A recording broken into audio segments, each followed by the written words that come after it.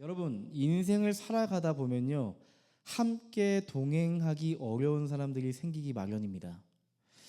여러분, 그린북이라고 하는 영화 보신 적 있으세요? 그린북이라는 영화가 있어요. 2018년에요, 실화를 기반으로 해서 만든 작품입니다. 여러분, 1960년대 미국은요, 인종차별이 극심하던 시절입니다. 아마 영화 제목은 기억이 잘 안 나셔도 이 장면을 설명드리면 어디선가 우리가 돌아다니면서 본 영상이다 이렇게 생각을 하실 거예요. 백인 운전사가요, 이렇게 운전을 하는데요, 갑자기 KFC 치킨을 뜯어 먹습니다. 뒤에 흑인 오너가 타고 있는데요, 백인 기사가 당신도 치킨을 먹어보라면서 치킨을 뒷자리로 내밀어 주죠. 혹시 이 영상 보신 적 있으세요? 없으세요? 백인 운전사 토니가요, 이렇게 뒷자리에 앉은 셜리라고 하는 피아니스트 흑인 오너에게 프라이드 치킨을 먹으라고 건네는 거죠. 그랬더니 뒷자리에 탄 셜리가 뭐라고 하는 줄 아세요? 전 프라이드 치킨 한 번도 먹어본 적이 없어요. 그랬더니 토니가 놀라요. 백인 운전기사 토니가 놀라요. 왜냐하면 여러분 잘 아시겠지만 프라이드 치킨의 기원이 어떻게 되죠? 맞아요. 백인들이 먹다 남은 닭고기를 밀가루 묻혀서 튀겨다가 흑인들이 만들어서 먹게 된 거거든요. 근데 흑인이었던 그 셜리가 프라이드 치킨 한 번도 먹어본 적 없다고 하는 거죠. 토니는 큰 충격에 빠집니다. 흑인이 프라이드 치킨을 먹어본 적이 없다고? 이렇게 생각하죠. 굉장히 재밌는 장면인데요. 사실 이 장면은 그냥 재밌게만 볼 것이 아니라 그 장면 안에는요, 서로가 서로에게 가지고 있는 고정관념이란 벽이 있어요. 흑인은 당연히 프라이드 치킨을 먹어왔을 거야 라고 생각하는 거죠. 이 셜리라는 흑인은요, 미국 전역을 돌아다니면서 연주하는 피아니스트예요. 피아노 연주를 하면서요, 권력자들도 만나고 유명인들도 만나면서 친분을 쌓습니다. 하지만 단 한 가지, 흑인이라는 이유 때문에 차별을 당합니다. 흑인이라는 이유 하나 때문에 지금 화장실이 급한데 흑인이라는 이유로 화장실을 쓰지 못하게 하고요. 또한 흑인이 백인을 운전기사로 고용했다는 이유로 갑자기 운전하고 가는데 경찰이 잡아 세웁니다. 그리고 뭔가 이 상황이 의심스럽다고 하면서 두 사람을 구치소에 넣습니다. 엄청난 모욕이죠. 잘못한 것이 없는데 그렇게 경찰관들이 끌고 갑니다. 또한 피아니스트 이 셜리는요, 보기와는 다르게 굉장히 품격 있고 섬세하고 우아한 사람이에요. 하지만 백인 운전기사였던 토니는요, 굉장히 직설적이고 거친 사람, 폭력적인 사람이었어요. 인종만 다른 것이 아니고 피부색만 다른 게 아니라 말투도 달랐고요, 식사 습관도 달랐고요, 생각도 달랐고 살아왔던 배경도 많이 달랐습니다. 전혀 달랐습니다. 정말 그 피아노 연주하는 여행을 떠나는 동안에 하나도 맞지 않습니다. 서로가 서로를 이해할 수가 없어요. 그 안에서 정말 아슬아슬하고 껄끄러운 동행이 되는 거죠. 근데 여러분, 시간이 지나면서 그 둘이 어떻게 되는 줄 아세요? 친구가 됩니다. 근데 이 이상은 더 이상 스포를 할 수가 없네요. 이 영화를 한번 보시면요, 마음이 따뜻해지고 그 끝 장면에 갔을 때 뭔가 울컥해지는 장면이 있습니다. 여러분, 가만히 보면 우리 인생도 그렇지 않나 싶어요. 살다 보면요, 도저히 품을 수 없고 이해할 수 없는 사람들이 생기기 마련입니다. 직장에도 있고요, 교회도 있을 수 있고요, 심지어 가족 안에도 있을 수 있습니다. 혹시 지금 제 이야기를 들으셨을 때 혹시 생각나시는 분이 혹시 있으실까요? 요즘은 이 손절이라는 말이 굉장히 흔하게 사용되는데요. 쟤는 내 인생에서 삭제야. 내 정신 건강을 위해서 쟤랑은 멀어져야 돼. 맞아요. 내 인생도 힘들고 버거운데 나와 전혀 맞지 않는 사람들, 그런 사람들과 함께 한다는 거, 그런 사람을 내 인생에 품는다는 거 참 어렵잖아요. 때론 거리를 두는 것도 필요합니다. 근데요, 문제는 그 사람이 자꾸만 내 삶을 괴롭힌다는 거예요. 내 마음에 남아서 나를 힘들게 한다는 겁니다.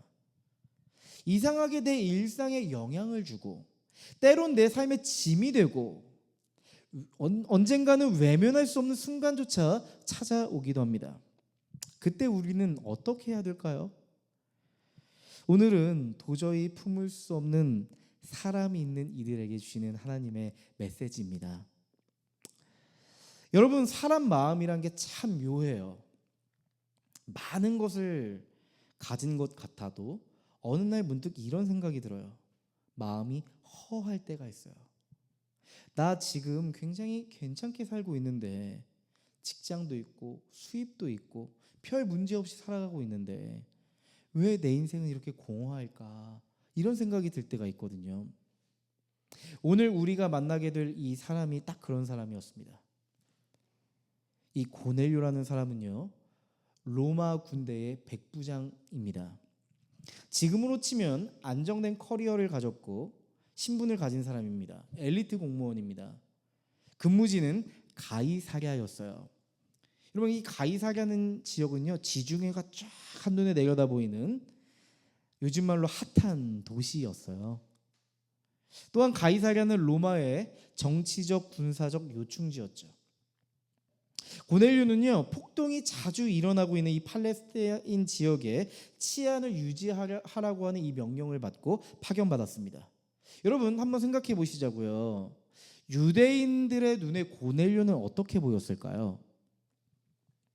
고넬료는요, 지배자였고 침략자였습니다. 그러니까 그냥 싫은 게 아니고 그냥 안 맞는다 정도가 아니라 그 로마인들 그 존재 자체만 봐도 극혐이죠. 그런데요, 이 사람 말이죠, 겉으로 보이는 이미지랑 전혀 다른 삶을 살아갑니다. 2절 말씀 보실래요? 그는 경건한 사람으로 온 가족과 더불어 하나님을 두려워하며 유대 백성에게 자선을 많이 베풀며 늘 하나님께 기도하는 사람이었다. 이렇게 말씀하고 있어요. 정말 의외의 모습이에요. 사도행전 10장 1절 말씀만 보면 이 사람이 로마의 압제자라고 하는 인식을 갖게 하는데, 2절을 보면 정말 다른 모습을 보여준다는 거죠. 처음 그 사람을 표현할 때 이렇게 표현하잖아요. 경건한 사람이다, 이렇게 표현하고요. 또한 그 가정이 경건한 가정이었다, 이렇게 말하잖아요. 또한 하나님을 두려워하는 사람이었대요. 하나님을 경외하는 사람이었대요. 또 유대 사람들에게 지배자가 되지 않고 그 사람들을, 유대인들을 도와주는 삶의 방식으로 살아갔다는 거예요. 또 하나님 앞에서 기도하는 삶을 살았대요. 근데 여기 보면 늘, always, 항상 기도하는 사람이었대요. 고넬료는 겉으로 보이는 이미지와 실제로 살아가는 삶이 달랐던 사람입니다. 다시 한번 이야기하지만 겉으로 보기에는 어때요? 로마의 힘을 가지고 누군가를 군림하는 지배자의 삶을 살아갈 것 같은 이미지인데, 실제 이 사람은요, 누군가를 지배하는 것이 아니라 하나님의 통치, 하나님의 다스림 아래서 살아가고 있대요. 사실 이 고넬료라는 사람은 율법 바깥에 있는 사람입니다. 이 사람이 하나님을 신실하게 믿을지라도 이 사람은 여전히 로마 사람으로서, 이방인으로서 율법 밖에 있는 사람입니다. 당연히 할례를 받지 않았고요, 유대인들이 목숨 걸고 지키는 절기나 제사도 하지 않았습니다. 고넬료는 신실한 신자였지만 유대인들과 공존할 수 없었던 사람입니다. 하지만 고넬료는 유대인들을 긍휼히 여겼고 남몰래 많이 도왔대요. 자신이 가진 힘으로 유대인들을 섬기고 그들의 어려움을 돌봤다고 합니다. 그런데도 유대인들은 고넬료를 향해서 마음의 문을 열 수가 없었습니다. 저 사람은 로마 사람이잖아. 저 사람은 율법 밖에 있는 사람이잖아. 이게 고넬료를 향한 사람들의 시선이고 평가였을 겁니다. 그게 고넬료에 대한 선입견이었을 겁니다. 근데요, 인상적인 표현이 하나 나와요. 하나님은 고넬료를 어떻게 평가하셨을까요? 4절 말씀입니다. 고넬료가 천사를 주시하여 보고 두려워서 물었다. 천사님, 무슨 일입니까? 천사가 대답하였다. 너의 기도와 자선 행위가 하나님 앞에 상달되어서 하나님께서 기억하고 계신다. 여러분, 하나님이 고넬료를 기억하고 계셨대요. 저는 이 말을 너무 인격적으로 느껴졌습니다. 너무 스윗하고 따뜻하게 느껴졌습니다. 여러분, 만약에 우리가 성경에 기록되어 있다면 여러분 하나님 앞에 어떻게 기억될까요? 우리는 하나님께 어떻게 기억될까요? 하나님은 내 모습의 전체에서 어떤 부분을 보고 기억하실까요? 그런 생각 해보신 적 있으세요? 사람들이 고넬료를 바라보는 일반적인 시각과 하나님이 고넬료를 보는 시각이 어때요? 달라요. 완전히 다른 차이가 있다는 걸 발견할 수 있으실 겁니다. 사람들은 고넬료의 삶에 대해서 관심조차 없었지만 하나님은 그의 삶을 유심히 바라보고 계셨던 겁니다. 하나님의 통치 안에서 살아가는 고넬료의 삶에 하나님은 마음을 두고 계셨던 거예요. 여러분, 고넬료는 사회적으로 보면 부족함 없는 사람입니다. 로마 군대의 백부장이고 정치적 영향력이 있고 로마 시민권자고요. 또한 팔레스타인 핵심 도시 가이사르에 배치된 엘리트였으니까요. 지금으로 얘기하면 괜찮은 직장, 괜찮은 연봉, 괜찮은 직장에서, 집안에서 그렇게 살아가는 사람이죠. 아무런 문제가 없어 보이는 사람이 고넬료란 말이죠. 그런데 저는 이 고넬료를 표현하는 한 표현이 좀 마음에 남았어요. 항상 기도했다. 여러분은 주로 언제 기도하세요? 여러분은 주로 언제 기도하세요? 혹시 제가 이런 질문을 했을 때 이런 답변을 하실지 모르겠어요. 목사님, 기도는 항상 호흡하듯 하는 거 아닌가요? 하실지 모르겠는데요. 우리의 영혼의 깊은 기도는 이럴 때 흘러나오는 것 같아요. 내가 아무것도 할 수 없을 때, 내가 감당할 수 없는 어떤 문제가 생겼을 때, 내 마음으로 도저히 너무 막막해서 내 힘으로 안 될 때 우리는 그제서야 하나님 앞에 고개를 숙이고 진실한 기도를 하게 되지 않나 싶습니다. 참 이상해요. 고넬료의 삶을 보면 기도할 이유가 크게 보이지 않는단 말이죠. 아무런 문제가 없어 보이는 사람인데 그는 왜 항상 기도해야만 했을까? 아마도 고넬료는 많은 힘을 가진 사람이었지만 자신이 가진 힘이 해결해 줄 수 없는 무언가가 있다는 사실에 대해서 절실히 깨달았던 것 같아요. 여러분, 사람은요, 마음이 비어 있으면 뭔가를 찾게 되잖아요. 권력을 지향하기도 하고 돈을 지향하기도 하고 내 지위, 영향력 이런 것들을 지향하게 돼요. 근데 그런 것들을 지향하다 보면 어느 순간 이것들이 내 삶을 채워줄 수 없다는 사실에 대해서 깨달을 때가 있어요. 이걸로는 해결할 수 없는 공허함이 찾아오잖아요. 지금 고넬료는요, 존재의 결핍에 시달리고 있던 겁니다. 나 지금 너무 잘 살고 있는데 왜 그런데 이렇게 허전하지? 공허하지? 나 많은 걸 가졌는데 왜 이렇게 외롭지? 내 인생에서 내가 뭔가 중요한 걸 놓치고 있는 건 아닐까? 이런 질문을 던지고 있었던 겁니다. 여러분, 인생을 살아가면서 혹시 이런 질문을 해본 적 있으세요? 고넬료는 자기 민족이 믿는 로마의 신들에서 인생의 답을 찾지 못했습니다. 로마의 지배를 받는 유대의 신 여호와를 향해 기도하고 있습니다. 로마의 속국인 유대의 신을 향해 패배한 신에게 기도하고 있어요. 왜일까요? 내가 속해 있는 로마 시스템 안에서는 도무지 인생의 의미를 찾을 수 없었기 때문이죠. 로마의 어떤 신도 자신의 존재의 결핍을 채워줄 수 없었기 때문입니다. 여러분, 저는 고넬료의 모습을 딱 보니까요, 지금을 살아가는 현대인들의 모습과 너무 닮아 있는 것 같다, 이런 생각을 했습니다. 커리어도 괜찮고 버는 것도 괜찮은데 딱히 문제가 없는데 어느 날 갑자기 이런 생각을 하는 거예요. 지금 내 삶이 이렇게 살아가는 게 맞을까? 이렇게 공허한 삶을 지속하는 게 옳을까? 이런 생각을 하게 되는 거죠. 지금 고넬료는 인생의 의미와 목적을 찾고 있습니다.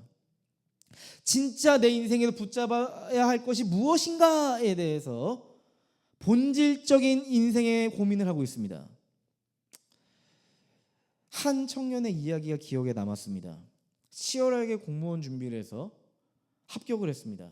제가 그 공부하는 과정을 지켜봤죠. 모든 걸 포기하고 시험 준비를 했습니다. 연애도 포기했고, 관계도 멈췄고, 취미도 한동안 포기했습니다. 신앙마저도 시험 공부를 해야 되다 보니까 소홀해지게 됐습니다. 그래도 열심히 준비해서 시험에 합격했습니다. 너무 축하했습니다. 이렇게 잘했다고, 수고했다고 했습니다. 이른 나이에 시험에 합격했던 친구였는데요. 많은 청년들이 먼저 앞서가는 그 청년을 보면서 부러워했습니다. 근데 어느 날 그 친구가 제게 찾아와서 이런 이야기를 하는 거예요. 목사님, 갑자기 이런 생각이 들어요. 이 일을 제가 계속 해야 된다고 생각하니까 이유는 모르겠는데 마음이 좀 답답해요. 이런 얘기를 하는 거예요. 그래서 제가 물었죠. 왜, 무슨 일 있었어요? 이야기해 보세요. 아니요, 그런 건 없었어요. 월급도 따박따박 들어오고 업무도 수월해요. 관계도 다 너무 좋아요. 좋은 분들이 많아요. 워라밸도 좋고요. 그냥 제가 하고 싶은 거 하면서 살기에는 너무 좋은 직업이에요. 근데 뭔가 말할 수 없는 공허함이 제게 있어요. 이런 고민을 한 지가 꽤 됐어요. 저도 왜 제가 이런 생각을 하는지 잘 모르겠어요. 저는 그때 느꼈습니다. 이 친구가 지금 존재의 결핍을 느끼고 있구나.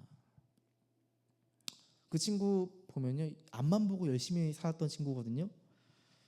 이제는 마음을 기울여서 너의 창조주이신 하나님 앞에서 삶의 의미와 목적을 찾아가야 되지 않겠니?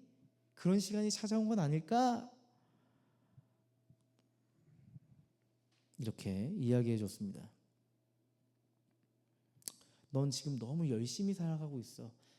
그렇게 열심히 살아가는 그 일부 중에 좀 일부를 떼어서 하나님을 향한 열심으로 살아가면 어떨까? 좀 이렇게 이야기해 줬습니다. 이후에 그 친구는 자신이 지금 속해 있는 일에서가 아니고, 내가 좋아하는 취미에서가 아니고, 나를 사랑해 줄 수 있는 사람에게서가 아니고, 하나님으로부터 나를 찾아가기 위해서 금요기도회를 오고 기도회를 찾아오기 시작했습니다. 여러분 한번 생각해 보세요. 여러분도 아마 인생의 존재의 결핍이 찾아왔을 때 그것을 해결하기 위해서 내 삶에 의미를 줄 것 같은 것들을 더듬더듬 찾았을 겁니다.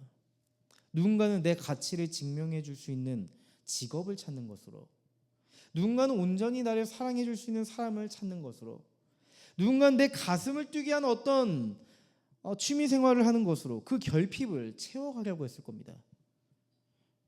하지만 그 모든 것을 해보고 우리는 깨닫죠. 끝내 깨닫죠. 그걸로는 끝내 채워질 수 없는 결핍이라는 걸 우리는 어느 순간 분명히 깨닫게 됩니다. 그리고 그때 마침내 내 삶의 바깥에 있는, 내 삶 바깥에 있는 절대자 하늘을 향해 마음을 여는 순간이 찾아옵니다. 바로 그때 우리는 하나님을 찾게 되죠. 여러분, 우리도 그런 존재의 결핍을 느끼며 살아가다가 지금 여기 앉으신 분들 하나님을 만났을 겁니다. 여러분, 존재의 결핍을 가진 이들이 우리 주변에 고넬료처럼 서성이고 있습니다. 수많은 현대인들이 이 영혼의 결핍 때문에, 존재의 결핍 때문에 허덕이고 서성이고 있습니다. 하나님은 이 존재의 결핍을 가진 고넬료에게 소망 주시길 원했습니다. 5절 말씀 보시면요, 이제 욥바로 사람을 보내어 베드로라고도 하는 시몬이라는 사람을 데려오너라, 이렇게 말씀하세요. 여러분, 딱 이 말씀을 여러분 집중해 보세요. 하나님은 이렇게 일하십니다. 하나님은요, 이런 존재의 결핍에 놓인 이들을 돕는 플랜을 갖고 계세요. 그냥 알아서 인생을 깨닫는 방식이 아니고 존재의 결핍을 겪고 있는 이들을 두고 누군가 찾아가서 도움을 줄 수 있는 플랜을 짜신단 말이죠. 소망을 가진 이들이 소망을 잃어버린 이에게 소망을 전달하는 방식으로 하나님 플랜을 짜신단 말이에요. 여러분, 신앙생활하면서 이런 적 없으세요? 하나님 사랑하는 거 알죠. 그런데 그거 어떻게 행동으로 옮겨요? 그 사람 어떻게 사랑해요? 저 못해요. 하나님, 저 사람 진짜 아닌 것 같아요. 이런 생각이 들 때 있단 말이죠. 하나님이 사랑하라 하셨을 때 99명은 사랑할 수 있지만 내가 절대 사랑할 수 없는 한 사람이 있단 말이죠. 근데 하나님은 계속 그 한 사람을 사랑해야 된다고 자꾸 툭툭 치실 때가 있단 말이에요. 그게 바로 베드로의 마음이었습니다. 베드로는요, 규칙적으로 기도하던 사람이었습니다. 시간만 되면 딱 정해진 자리에 앉아서 하나님 앞에 서는 사람이었어요. 기도의 자리에 서는 사람은 반드시 하나님이 찾아오시나 봐요. 그 기도의 자리에서 베드로는 하나님의 찾아오심을 경험합니다. 하나님은 기도의 자리에서 하나님의 뜻을 발견하게 하시거든요. 그런데 이날은 하나님이 조금 독특했어요. 보실래요? 10절부터 13절까지의 말씀입니다. 그는 배가 고파서 무엇을 좀 먹었으면 하는 생각이 들었다. 사람들이 음식을 장만하는 동안에 베드로는 황홀경에 빠져 있었다. 그는 하늘 열리고 큰 보자기 같은 그릇이 내 귀퉁이가 끈에 매달려서 땅으로 드리워져 내려오는 것을 보았다. 그 안에는 온갖 네발 짐승들과 땅에 기어다니는 것들과 공중의 새들이 골고루 들어 있었다. 그때에 베드로야, 일어나서 잡아먹어라 하는 음성이 들려왔다. 베드로야, 거절하지 말고 내가 준비한 이 부정한 짐승들을 먹으라. 너 지금 배고프잖아. 뭐라고요? 참 이해되지 않는 말씀이에요. 참 받아들이기 어려운 말씀을 주님이 하십니다. 여러분, 율법에 따르면 지금 주님이 내어놓으신, 하나님이 내어놓으신 그 짐승들은 부정한 것들이었어요.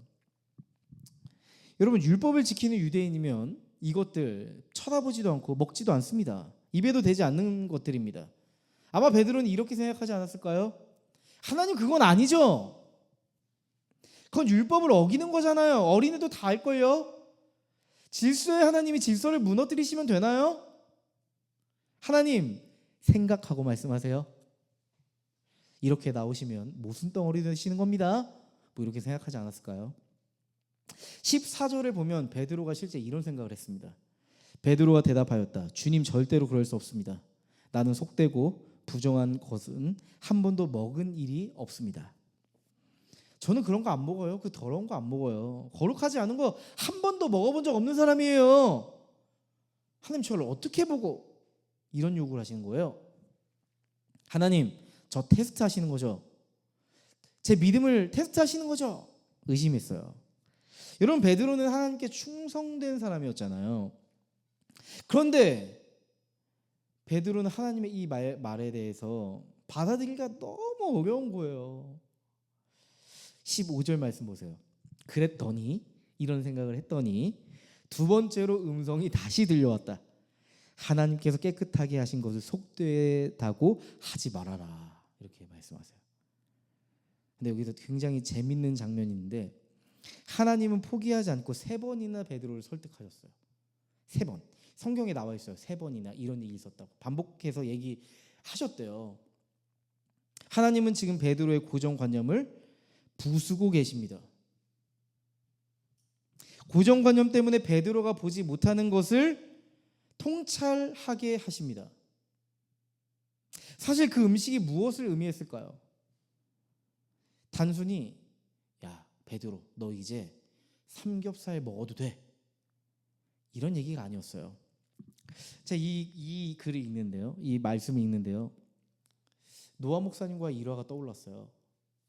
노아 목사님은 튀르키예에 살았으니까 이슬람 문화에 익숙하잖아요. 이슬람 사람들은 돼지고기를 먹지 않죠. 근데 노아 목사님이 2청년부, 제가 1청년부 받았을 때 자주 티타임도 갖고, 그리고 마음이 힘들고 어려울 때마다 흑돼지를 먹었습니다. 흑돼지를 구워서 먹으면서 사이다와 흑돼지를 먹으면서 스트레스를 풀고 회포를 풀었단 말이에요. 그때 목사님이 진짜 감탄하셨던 게 기억이 나요. 목사님 흑돼지가 너무 맛있어요. 떡기에 가면 흑돼지가 없어요 이러시는 거예요. 떡기에는 돼지고기가 없어요. 거기 가면 생각날 것 같아요 이러시는 거예요. 여러분 이 문제는 지금 단지 부정한 음식을 먹냐 안 먹냐의 문제가 아닙니다. 지금 이 이야기는요 선택에 대한 문제로 접근해서는 안 됩니다. 지금 하나님은 결코 안 된다고 생각했던 사람들에 대해서 너가 이제는 만나야 한다는 본질적인 문제 제기를 하시는 겁니다. 너가 지금까지 부정하다고 생각했고 더럽다고 생각했던 사람들, 너가 여태까지 극혐했던 부류들의 사람들, 이제는 만나야 한다. 그들에게 복음을 전해야 한다.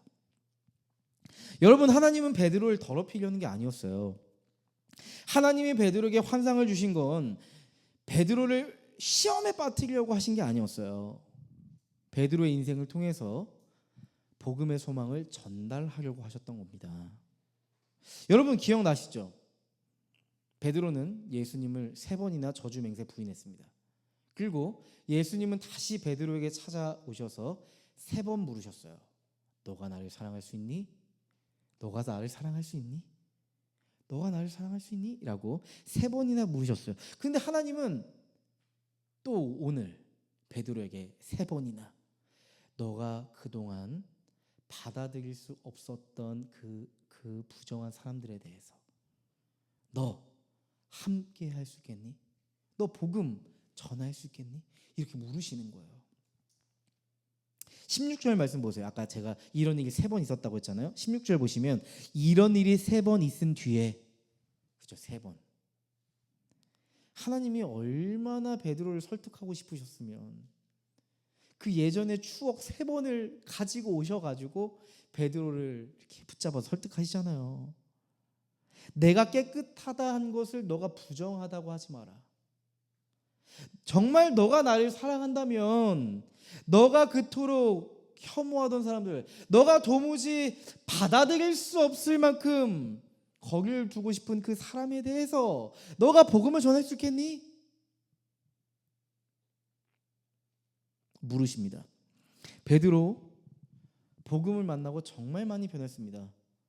근데 오늘 말씀 보면요 여전히 변해야 할 모습들이 남아 있습니다. 아직 덜 변한, 더 바꾸어 가야 할 모습을 발견하게 됩니다. 여러분 지난주 말씀 혹시 기억나실까요?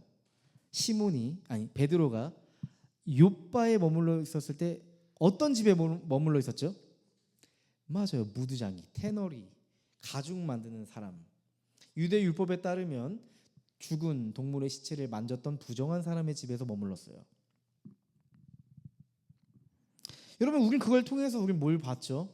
베드로가 점점 이 율법의 벽을 허물고 복음을 통해 넘어가고 있구나, 복음의 관점에서 변화되고 있구나, 이걸 발견하게 했어요. 근데 아직도 여전히 그의 삶의 마음의 문을 굳게 닫은 영역이 있다는 것을 우리로 하여금 보여줘요. 여러분, 지금 우리의 삶을 면밀히 한번 보시자고요. 여러분, 복음을 만나고 여러분의 삶을 보시면 많은 회복과 변화가 있었을 겁니다.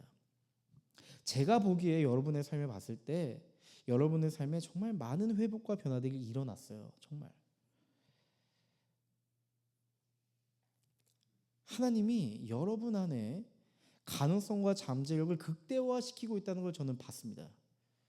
그리고 여러분은 이제 마음을 열고 하나님 앞에서 내가 하나님의 형상 가운데 폭발할 가능성과 잠재력을 가지고 인생을 살아가고 계신 것 같아요. 그런데 딱 한 명, 딱 하나의 상황, 내가 극혐하는 그 사람, 그 상황, 그건 아직도 여전히 안 되는 우리의 삶의 영역이 있습니다.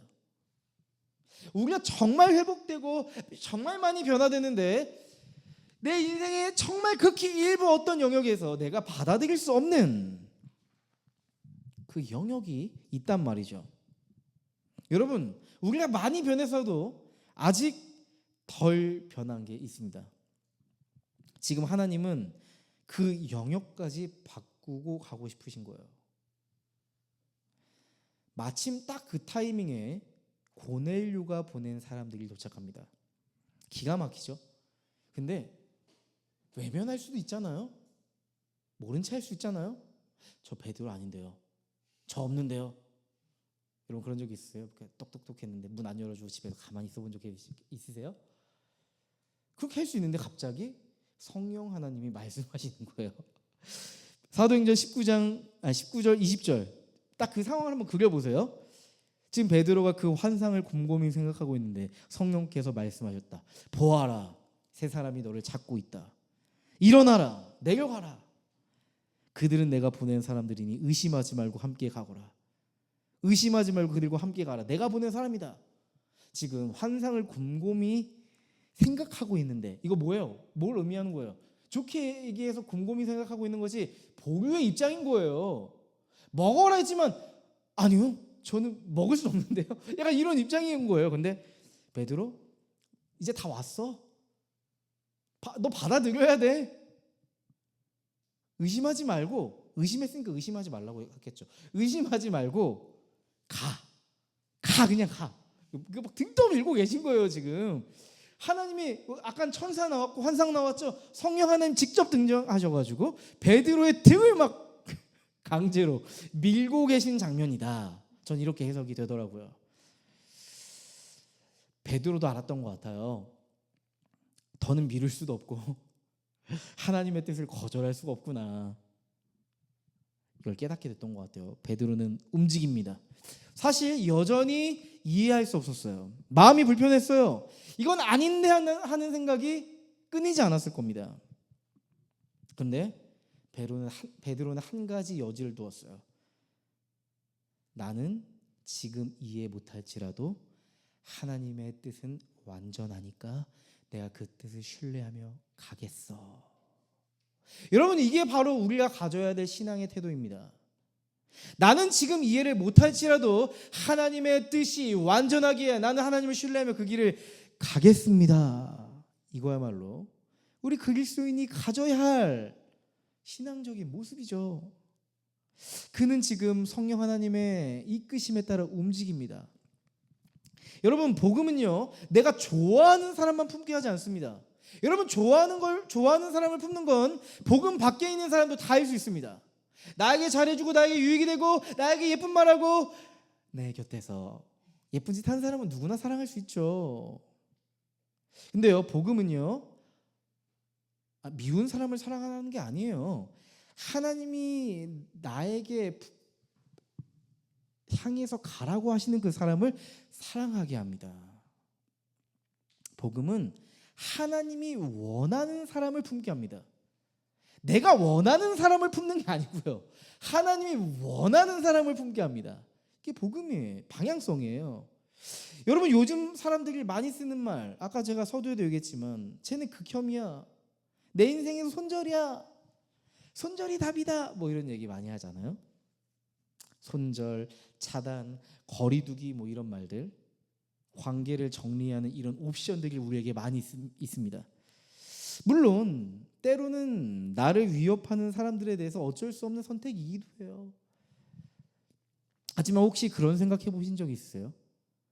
혹시 나의 그러한 혐오, 그러한 손절의 태도가 하나님의 계획과 뜻까지 함께 차단하는 거 아닐까? 내가 가진 선입견과 고정관념 때문에 하나님이 내게 보내신 사람을 내가 알아차리지 못하는 거 아닐까? 내가 그 사람과 엮여져 있는 어떤 특정 사건 때문에 내가 쉽게 그 사람을 단정 지어버리고 내가 마음의 문을 굳게 닫아버리고 하나님의 뜻을 몰라보는 건 아닐까? 여러분, 우리는 사람을 너무 쉽게 일반화하고 그 사람에 대한 선입견과 고정관념을 가져버립니다.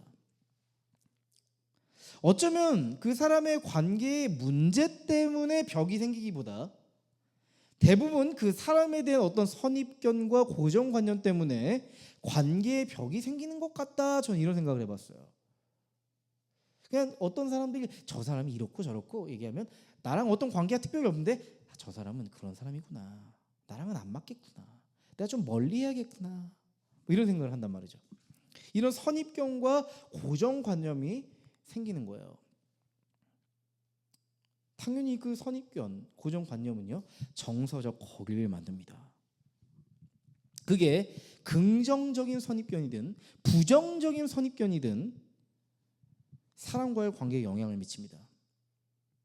여러분, 긍정적인 선입견에 대해서 한번 생각해 보시죠. 그 사람에게 들려오는 이야기는 너무 긍정적인 것들이 많은 거예요. 좀 오버해서 얘기하면 내가 범접할 수 없을 만큼 너무 완전한 삶을 살아가고 아름다운 삶을 살아가고 직업도 멋있고 관계 맺는 사람들도 유명인들이 많고 너무 고귀해 보여요. 우리는 어떤 고정관념, 어떤 선입견이 생길까요? 너무 쟤는 잘났어, 너무 가까이 하기 부담스러운 사람이야, 이렇게 생각할지 모르죠. 그리고 스스로 선을 긋고 다가가지 않는 경우도 있습니다. 그 사람은 나한테 뭘 한 게 없어요. 근데 스스로 그 사람에 대해서 열등감을 느끼고 불편해하기도 하는 것 같아요.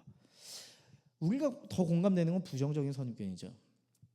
쟤는 별로야, 쟤는 문제가 있어, 쟤는 진짜 내가 극혐하는 스타일이잖아. 내가 싫어하는 모습을 보이는 순간 우리는 그 사람과의 관계를 회피하거나 차단하는 경우가 생기잖아요. 사실 이런 모습이 인간의 본능이기도 합니다. 근데 우리가 살아가는 세상에서 나를 보호하는 전략이기도 해요.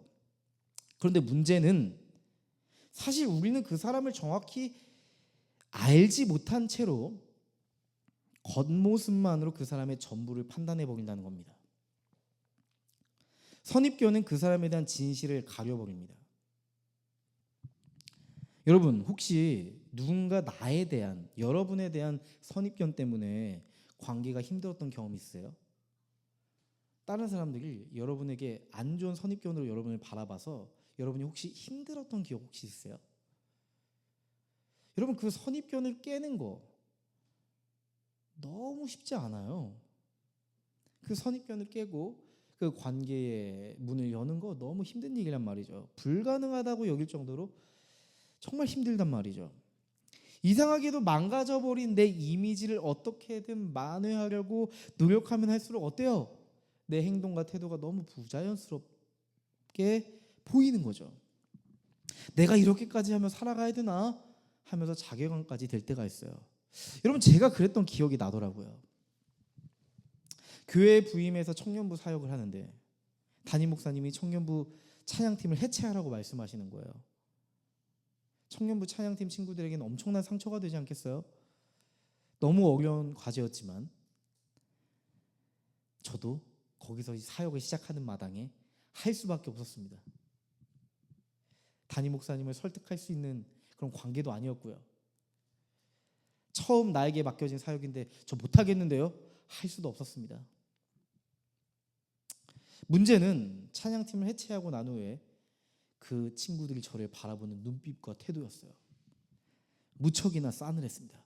마치 저를 볼 때 목사가 아니라 원수 새끼로 쳐다보는 것 같았습니다.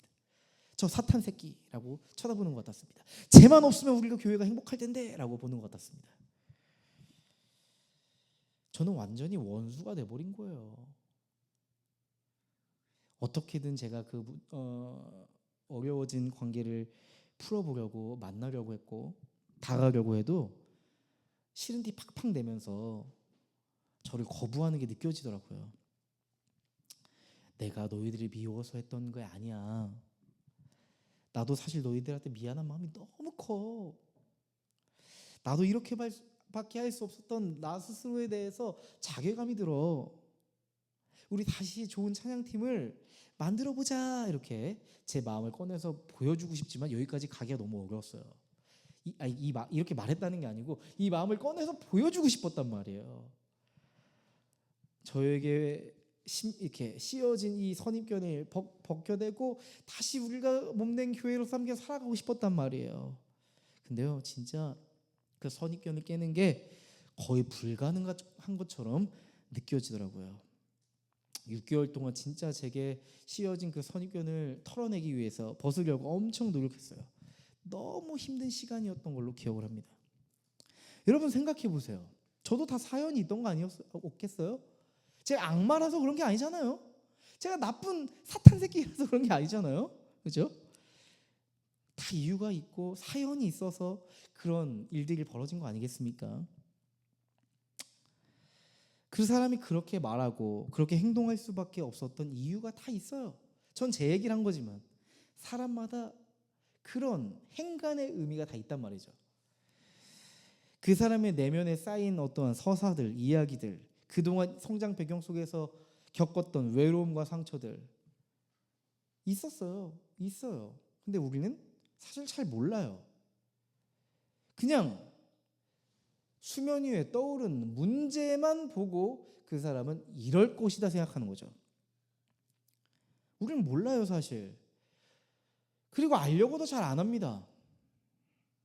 그 선입견 너머에 그 사람만의 사연이 있을 수 있는데 우리는 그걸 보지도 않고 극혐, 손절을 외치고 있는 건 아닐까 이런 생각이 들었어요. 여러분 여기서 중요한 건 하나님의 관점 아닐까요? 지금 여기서 중요한 건 하나님의 관점이에요. 하나님은요 선입견 너머의 것을 보고 계신 분이잖아요. 하나님께서 고넬료를 보실 때 선입견 너머의 고넬료를 보고 계셨어요. 맞죠? 하나님은 기억하고 계셨다. 선입견 너머에 있는 하나님에 대한 신실함을 보고 계셨어요. 하나님은요 우리의 긍정적인 모습을 보시잖아요. 어떻게 평가하실까요? 사람은 이렇게 평가해요. 야 그거 가지고 자랑하냐? 야 그거 아무것도 아니야. 그 정도 누구나 해. 이렇게 생각하는데 하나님이 이렇게 우리의 조그마한 긍정적인 것을 보면 하나님 이렇게 생각하실 겁니다. 너의 가능성과 잠재력은 무한하구나. 너가 나와 함께 할 때 너의 가능성과 잠재력은 폭발하게 될 거야. 이렇게 평가하실 거예요. 반대를 생각해 볼까요? 만약에 우리가 인생을 살아가는 동안에 우리의 삶에 문제가 드러났어요. 사람들은 이렇게 생각할 겁니다. 너 제외, 너 손절, 넌 안 돼. 넌 우리 그룹에 낄 수 없어. 해가 돼 너는. 이런 방식이에요. 근데 하나님은요. 너는 가능성과 잠재력이 없구나. 이렇게 생각하시지 않으세요? 하나님이 이렇게 생각하세요. 우리의 문제적 모습을 보면 이렇게 평가하실 거예요. 내가 이제 너를 회복해야 될 것이 생겼구나. 이렇게 생각하실 거예요. 내가 전적으로 회복해야 될 영역이 생겼구나. 내가 도와야 될 것이 생겼구나. 이렇게 기뻐하신단 말이죠. 이런 우리의 관점이랑 완전 다르죠. 우리는 그 사람의 문제를 보면 물러나야 돼. 피해야 돼. 하나님은 내가 다가가서 도와줘야 될 게 생겼구나. 이렇게 생각하신단 말이죠. 문제를 가진 사람에게 나의 소망이 필요하다는 것을 알고 판단하시는 분이세요. 근데 더 독특한 한 가지 하나님의 특징이 있습니다. 그럼 하나님이 직접 하시면 되잖아요. 하나님이 직접 그 문제에 대해서 소망을 주시면 되잖아요. 하나님은요 꼭 우리를 치세요. 너가 해. 이렇게 말씀하신단 말이죠. 하나님이 직접 찾아가서 그 문제적인 사람에게 가서 마음을 바꾸시든지 환경을 바꾸시든지 하면 되는데, 야 유나 너가 해야 돼. 너 아니면 누가 도와줘. 너가 해 너가. 이렇게 툭툭 치신단 말이죠. 야 그 사람이 그렇게 가시 놓친 이유는 인생의 소망을 잃어버렸기 때문이거든. 그러니까 너가 가. 그동안 너의 인생에 쌓아두었던 그 소망을 좀 나눠줘. 전달해주면 어떨까. 이렇게 마음을 품게 하시는 거죠. 여러분 맞습니다. 그 사람에 대한 선입견을 깨고 다가간다는 거 사실 굉장히 어려운 일이에요. 저도 그런 경험들이 있거든요. 여러분 우리는 정말 불편한 말씀, 내가 다가가고 싶지 않은 사람에게 다가가야 된다는 그 말씀 들었을 때 너무 힘들고 괴로워서 몇 날 며칠 몸부림칠 때도 있어요. 여러분 선입견을 아예 없애는 건 불가능합니다. 근데요 우리는 선입견의 방향을 바꿀 수 있어요. 우리는요 다른 선입견을 갖는 거예요. 예수님으로부터 비롯된 사랑의 선입견을 갖고 보는 거죠. 이게 무슨 말이냐면요, 그 사람이 나에게 보여준 어떤 행동, 언어, 표정, 어떤 사건, 그걸 생각하기 전에 예수님이 나에게 보여주신 그 사랑과 긍휼을 가지고 한번 봐보는 거죠. 이 사람 뭔가 사연이 있겠지. 뭔가 외롭거나 아팠던 사건이 있으니까, 상처가 있으니까 그렇게 행동했겠지. 지금 이렇게 날카로운 데는 이유가 다 있겠지. 이런 사랑의 선입견을 가지고 한번 그 사람의 인생에 대해서 질문해 보기 시작하는 거죠. 그렇게 보기 시작하면 그 사람의 행동 하나하나가 아주 조금씩이라도 이해되기 시작할 거예요. 그리고 어느 순간 우리는 하나님 앞에 이런 질문을 하게 될걸요. 하나님, 제가 이 사람에게 어떻게 소망을 전해줄 수 있을까요? 제가 이 사람에게 어떻게 도움을 줄 수 있을까요? 이런 기도를 하고 있는 나를 보게 될 거예요. 여러분 우리가 하나님 앞에 이런 질문을 던지는 순간 우리는요 하나님의 그 시선, 하나님의 그 사랑의 선입견으로 그 사람을 보고 있는 겁니다. 거기서부터 하나님의 그 소망의 이야기가 써내려 가지는 거죠. 여러분 선입견에 머뭇거리고 있던 베드로, 하나님의 그 소망을 기다리던 고넬료, 운명적인 만남이 이루어집니다. 두 사람은 지금 하나님이 잇고 계신 교차점에 딱 섭니다. 베드로가 문을 열고 딱 이제 기다리니까 고넬료가 어떻게 반응했을까요? 엎드려서 인사를 합니다. 이건요 단순히 존경의 의미를 가진 인사가 아니었어요. 헬라어 원어를 보면요 프로세퀴네센이라고 하는데 이거는요 하나님께 복종하듯 엎드리다라는 의미를 가진 단어예요. 여러분 한번 생각해 보세요. 지금 고넬료는 로마 제국의 군대의 지휘관입니다. 그리고 베드로는요 피식민지 유대인이에요. 로마의 속국의 사람이에요. 근데 그 사람 앞에 무릎 꿇은 거예요. 갑과 을이 명확한 상황인데 갑이 을에게 절을 하고 있어요. 그것도 신에게 절하듯 그렇게 엎드리고 있어요. 여러분 그 순간 베드로는 직감적으로 알았을 겁니다. 이 사람은 지금 나를 피식민지 유대인이 아니라 하나님과 같이 나를 여기고 있구나, 이렇게 느꼈을 거예요. 여러분 사실 보통은 이런 상황에서 사람은 뭘 가지려고 하죠? 주도권을 가지려고 하잖아요. 굉장히 애매한 관계잖아요. 지금 원래 알던 친분 관계가 아니죠. 로마 제국의 군인이고 난 피식민지의 유대인이에요. 그럼 여기서 기대가 중요하잖아요. 그죠? 그래 고넬료, 난 하나님의 사람이야. 너도 하나님 앞에 좀 겸손해야 돼. 여기서만큼 말이야, 나 사도거든. 너 하나님 믿어? 엎드려. 그게 맞아. 내가 갑이야. 너가 을이야. 이제 내 주도권을 따라 대화를 해보자고 이렇게 하는 게 사실 마땅하거든요. 근데 베드로는 그렇게 하지 않습니다. 베드로는 고넬료를 일으키며 말합니다. 나는 당신과 같은 사람입니다. 요즘 뭐 가스라이팅 하는데 지금 베드로는 아무것도 안 했는데 고넬료는 스스로 가스라이팅 당해서 베드로한테 엎드렸잖아요. 이걸 이용해서 뭔가 복음을 전할 법도 한데 아니요, 베드로는 그렇게 하지 않습니다. 고넬료를 일으키며 나는 당신과 같은 사람이라고 하면서 그 두 사람의 관계 위치를 수평적으로 바꾸어 놔요. 여러분, 지금 나는 당신과 같은 사람입니다 라는 표현은 단지 겸손의 표현이 아니에요. 이 장면이 굉장히 명장면이라고 보거든요. 저는요. 이 장면은 베드로가 고넬료를 혐오의 대상이 아니라 자신과 같은 사람으로 본 상황이에요. 나와 같은 사람으로 받아들인 순간이란 말이죠.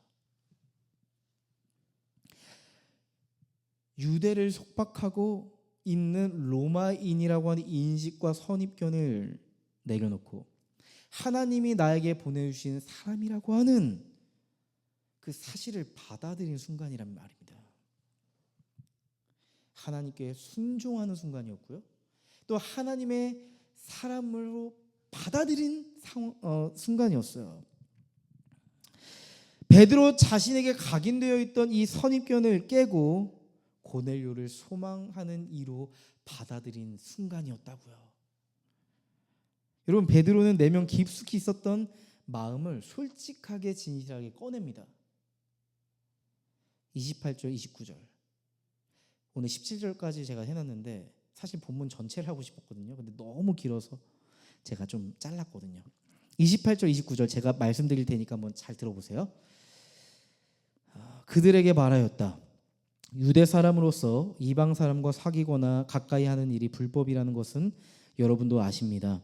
그런데 하나님께서는 나에게 사람을 속되거나 부정하다거나 하지 말라고 지시하셨습니다. 그래서 여러분이 나를 부르러 사람들을 보냈을 때 반대하지 않고 왔습니다. 그런데 묻고 싶은 것이 있습니다. 무슨 일로 나를 오라고 하셨습니까? 베드로는 아주 솔직하게 이야기하죠. 내가 당신들을 만나는 건 불법입니다. 우리가 있는 유대 사회 안에서 이건 결코 이해받을 수 없는 일입니다. 지금 이 만남은 그동안 내가 배워왔던 율법, 전통, 문화, 지금 내 정체성을 흔드는 일이라는 것에 대해서 베드로는 알고 있었어요. 그럼에도 불구하고 베드로는 지금 이 장벽을 넘고 있습니다. 도저히 품을 수 없는 사람에 대한 이 거대한 장벽을 넘어서 베드로가 그 사람을 만났던 이유는 단 한 가지입니다. 복음입니다. 여러분, 복음은 벽을 넘게 합니다. 그 사람은 절대 안 된다는 편견을 뛰어넘게 합니다. 나는 그 사람을 만날 수 없어 라고 하는 두려움을 뚫고 들어가게 합니다. 복음은요, 내가 더러워질까봐, 다칠까봐 다가가는 것을 두려워하지 않을 용기를 심어줍니다. 오히려 내가 그동안 거부하고 있었던 그 자리가 하나님이 나를 통해 회복시켜야 할 자리임을 인정하게 합니다.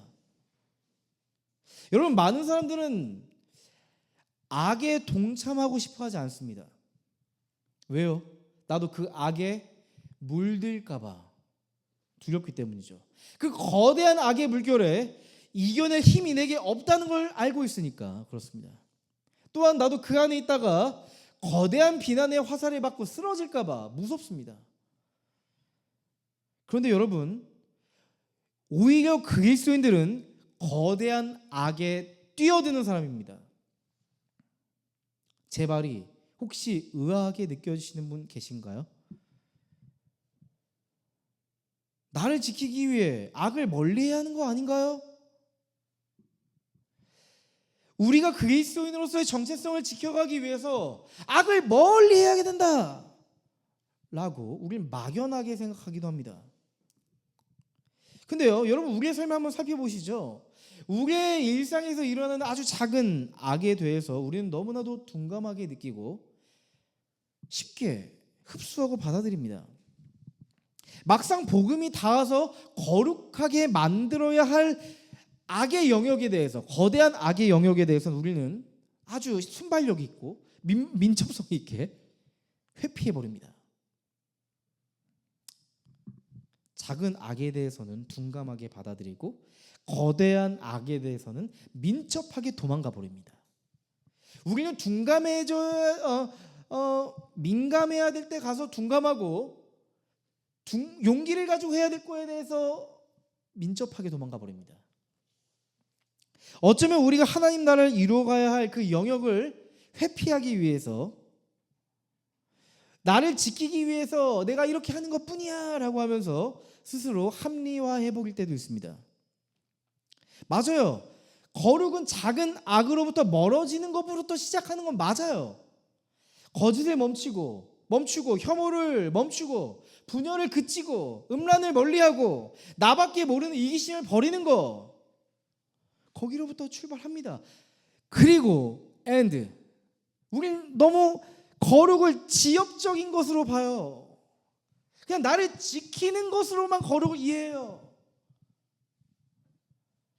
거룩은 거룩하지 못한 세상을 거룩하게 만드는 것으로 연결되어야만 합니다.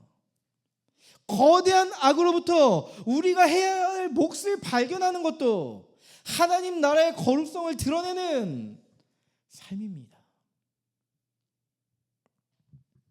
여러분, 그리스도인은 악에 물들지 않기 위해 도망치는 사람들이 아닙니다. 겁쟁이가 아닙니다.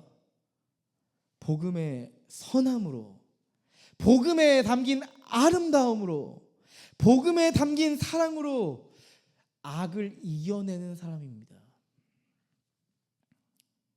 여러분, 복음은요, 그 사람이 나한테 그렇게 몹쓸 짓을 했으니까 나도 그렇게 몹쓸 짓으로 대응할 거야 라고 한 이 속삭임을 이겨내게 합니다. 그 사람은 원래 그런 사람이니까 난 상관하지 않겠어 라고 하는 이 무관심한 마음에 머물러 있지 않게 합니다. 로마서 12장 17절 말씀을 기억하십시오. 로마서 12장 17절 말씀. 아무에게도 악을 악으로 갚지 말고 모든 사람이 선하다고 생각하는 일을 하려고 애쓰십시오. 이 말씀을 한 구절로 요약한다면 이렇게 되겠죠. 악을 어떻게 갚으라? 선으로 갚으라 말씀하시는 거죠.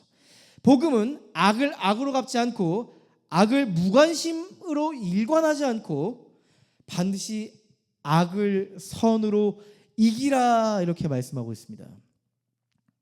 그게 그리스도인이 깨어진 세상에 하나님 나라의 복음을 심는 삶의 방식이고 태도입니다. 여러분, 베드로의 고백을 보세요. 34, 35절 말씀이에요. 제가 읽어드릴게요. 베드로가 입을 열어 말하였다. 나는 참으로 하나님께서는 사람을 외모로 가리지 아니하시는 분이시고 하나님을 두려워하며 의를 행하는 사람은 그가 어느 민족에 속하여 있든지 다 받아주신다는 것을 깨달았습니다. 하나님은 사람을 겉모습으로 판단하지 않으시고 그가 하나님을 두려워하고 하나님 앞에서 의를 행한다면 그가 어떤 민족에 있든지 하나님께서는 그를 받아주신다는 걸 깨달았습니다. 내가 도저히 품을 수 없는 그 사람에 대한 하나님의 그 마음을 고넬료를 통해서 여실히 느끼게 됐습니다. 그날 베드로는 고넬료에게 밤이 새도록 복음의 소망을 전합니다. 도저히 품을 수 없는 사람에 대한 벽을 허무는 힘, 그 벽을 넘게 한 힘, 그 선입견을 부순 결정적인 계기, 그 사람에 대한 두려움을 이겨낸 그 용기, 이건요 단순히 그 사람에 대한 이해, 공감으로서만 설명할 수가 없어요. 예수 그리스도의 복음에 비롯된 순종이었어요. 여러분, 그 이후의 스토리가 어떻게 될 것 같으세요? 어떤 기대가 되세요? 지금 베드로는 그 벽을 힘겹게 넘었어요. 도저히 함께할 수 없다고 생각했던 고넬료와 어떻게 됐을까요? 이제 원 팀이 됩니다. 그리스도 안에서 하나가 됩니다. 원팀이 됩니다. 서로가 서로에게 연결된 몸이 되었고 지체가 되고 교회가 됩니다. 그동안 내 인생에 마이너스였던 사람이 이제는 내 인생에 플러스가 됩니다. 바로 이것이 예수님이 관계를 이루어가는 방식이에요. 바로 이것이 하나님이 주님의 나라를 이루어가시는 고유한 방식입니다. 여러분, 도저히 품을 수 없는 존재를 끌어안으신 분이 계셨죠. 그분이 바로 예수님이셨습니다. 여러분, 예수님의 삶을 기억해 본다면 예수님은 유대 사회에서 도저히 품을 수 없는 사람들만 골라서 만나셨습니다. 사람들이 부정하다 여기는 사람만 찾아서 함께 해 주셨습니다. 예수님이 만났던 사람 중에 저는 한 사람이 떠오릅니다. 혈루병에 고통받았던 그 여인. 전 그 여인이 떠오릅니다. 그 여인은 오랜 시간 병을 앓았습니다. 사회와 사람들과 굉장히 단절된 채 그렇게 살아갔습니다. 그 누구도 그 여인에게 관심조차 갖지 않았습니다. 왜요? 그는 율법적으로, 사회적으로, 정서적으로 제외된 존재였기 때문이죠. 사람들은 그녀를 피해 다녔고 그녀 스스로도 자신이 누군가에게 다가갈 수 없다고 생각했습니다. 그렇게 믿었습니다. 여러분, 고넬료가 베드로를 찾아왔을 때 베드로가 외면하지 않고 고넬료에게 손을 내밀었던 것처럼 그녀가 예수님의 옷자락을 붙잡았을 때 예수님은 뒤돌아서서 그녀를 향해 손을 내미셨습니다. 예수님의 옷자락을 붙잡았던 그 혈루병 여인을 향해 이 부정한 여인, 어떻게 너가 내 옷자락을 붙잡을 수 있어? 책망하지 않으셨습니다. 오히려 예수님은 스스로 그 부정함을 극복할 수 없었던 그 여인에게 거룩함을 선사해 주십니다. 예수님과 함께 거룩해질 수 있는 은혜를 주십니다. 여러분, 사실 이 고넬료의 모습은요, 사실 이 혈루병 걸린 부정한 여인의 모습은 우리의 존재의 모습이었습니다. 여러분, 그게 우리의 모습이었다고요. 우리도 그 사람들처럼 인생의 부정함을 안고 살아갑니다. 반복되는 죄의 모습을 떠올려 보세요. 숨기고 싶은 여러분만의 어두운 습관들을 떠올려 보세요. 포장된 자존감 아래 숨겨있는 자기 혐오를 보세요. 여러분 안에 타인의 시선과 평가를 의식하는 여러분의 불안을 보세요. 하나님 앞에서조차 설 수 없는 부끄러움과 수치심도 우리 안에 있습니다. 여러분, 이런 것들이 때로는 하나님조차도 나를 받아들여 주지 않을 것 같은 생각이 들고 하나님이 주신 은혜를 누릴 수 없을 것만 같은 그런 생각에 사로잡히게 합니다. 나도 나를 품을 수 없어서, 나를 품을 수 없을 정도 내 부정한 모습을 보며 우리는 괴로워할 때가 있단 말이죠. 하지만 그럼에도 불구하고 우리를 끌어안고 품으신 사건이 바로 복음입니다. 예수 그리스도의 십자가는 하나님을 향해 부정한 마음을 갖고 있던 우리를 향해 죄인된 죄악에 각인된 선입견을 깨트리시고 우리를 품으신 그 결정적인 사건입니다. 로마서 5장 8절은 이렇게 말합니다. 그러나 우리가 아직 죄인 되었을 때에 그리스도께서 우리를 위하여 죽으셨습니다. 이리하여 하나님께서는 우리들에 대한 자기의 사랑을 실증하셨습니다. 예수님은 우리가 아직 죄인 되었을 때에 우리가 하나님께로 돌아올 가능성이 하나도 남지 않았을 때 여전히 우리는 지금도 여전히 하나님을 배신하며 내 마음대로 살아가고 있을 그때에 예수님은 우리를 품어내기 위해서 십자가에 달려 죽으셨습니다.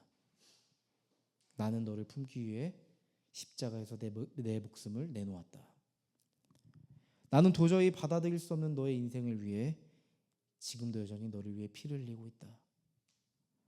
내가 너의 모든 부정함을 짊어질 테니 너는 이제 나의 거룩함을 입으라.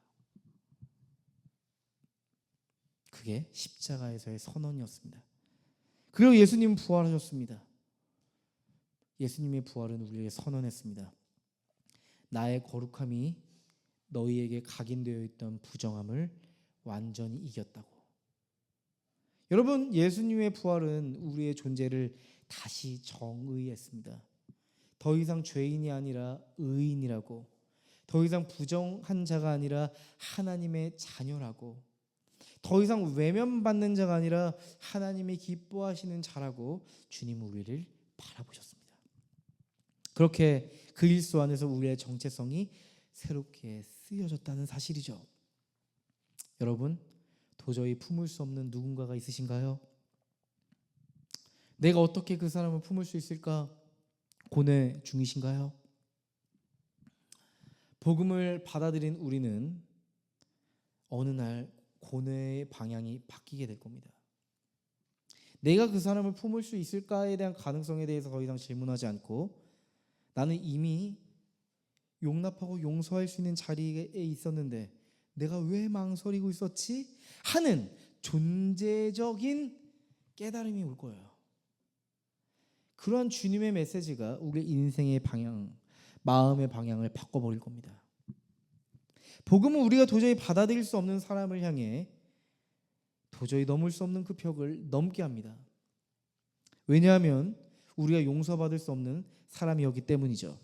에베소서 2장 14절부터 16절까지의 말씀을 한번 보실래요? 그 마음이 그대로 담겨 있습니다. 그리스도는 우리의 평화이십니다. 그리스도께서는 유대 사람과 이방 사람이 양쪽으로 갈라져 있는 것을 하나로 만드신 분입니다. 양쪽으로 갈라져 있는 것을 하나로 만드신 분입니다. 그분은 유대 사람과 이방 사람 사이를 가르는 담을 자기 몸으로 허무셔서 원수된 것을 없애시고 여러 가지 조문으로 된 계명의 율법을 폐하셨습니다. 그분은 이 둘을 자기 안에서 하나의 새 사람으로 만들어서 평화를 이루시고 원수된 것을 십자가로 소멸하시고 이 둘을 한 몸으로 만드셔서 하나님과 화해시키셨습니다. 예수 그리스도는 도저히 우리가 품을 수 없는 그 사람의 그 벽을, 깊은 간극을 허무셨다고 말씀하고 있습니다. 예수님은 갈라져 있는 것을 하나로 만드실 수 있는 분입니다. 예수님은 원수된 것을 십자가로 소멸할 수 있는 분이라고 말씀하고 있습니다. 한 몸으로 만드신다고 합니다. 화해할 뿐만 아니라 한 몸 되게 하신다고 합니다. 여러분, 그러므로 우리가 이제 도저히 품을 수 없다고 여겼던 그 사람에게 나아갈 수 있는 이유는 오직 하나예요. 우리가 주님께 그렇게 먼저 품어졌기 때문이죠. 여러분, 우리를 품으시고 그 안으시는 주님의 은혜가 이제는 우리가 도저히 품기 어려운 그 사람을 향해서 사랑의 여정을 걷게 할 겁니다. 단언컨대 단지 여러분의 의지나 용기로 되지 않으실 겁니다. 우리가 그분으로부터 오롯이 받아들여졌다는 그 은혜의 사실이 우리의 삶에 각인될 때 우리는 그때 비로소 나갈 수 있을 겁니다. 예수 그리스도께서 도저히 받아들일 수 없던 우리를 위해 십자가를 지셨고 우리를 거룩하게 만들었다는 사실이 우리로 하여금 움직이게 할 겁니다. 그 복음의 힘이 도저히 품을 수 없는 사람을 향해 사랑할 수 있는 능력을 줄 겁니다. 우리 소망하는 교회 화이팅 했으면 좋겠고요. 한 주간 여러분의 인생을 살아가실 때 우리가 품어야 될 사람들이 누구인가? 내가 도저히 품지 못했던 사람들이 누구일까? 떠올려 보시면서 주님의 마음을 구하는 우리 사랑하는 우리 동역자들 됐으면 좋겠습니다.